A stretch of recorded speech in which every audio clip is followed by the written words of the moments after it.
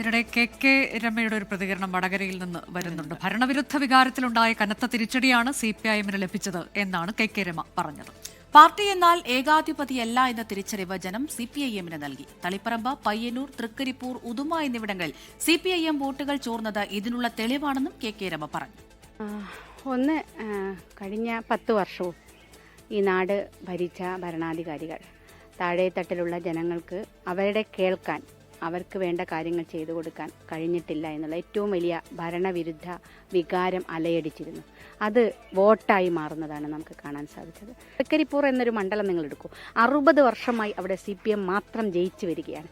അവിടെ ഈ വലിയ ഭൂരിപക്ഷത്തിൽ സന്ദീപ് വാര്യർ വിജയിക്കണമെങ്കിൽ, അതും ആ നാട്ടുകാരൻ പോലുമല്ല, അപ്പം അങ്ങനെ ഒരാൾ അവിടെ പോയി വിജയിക്കണമെങ്കിൽ അവിടെ പാർട്ടിക്കാരാണ് വോട്ട് ചെയ്തിരിക്കുന്നത്. അത്രയേറെ അണികൾക്ക് പ്രതിഷേധമുണ്ട്, രോഷമുണ്ട്.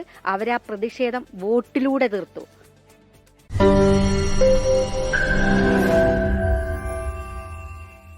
ലോകത്തെവിടെയായാലും ഏത് സമയത്തും 24 വാർത്തകളും ഓഗ്മെന്റഡ് റിയാലിറ്റി പാക്കേജുകളും എക്സ്പ്ലെയിനറുകളും വിശദമായി കാണാൻ ഞങ്ങളുടെ YouTube ചാനൽ നിങ്ങൾക്ക് സബ്സ്ക്രൈബ് ചെയ്യാം.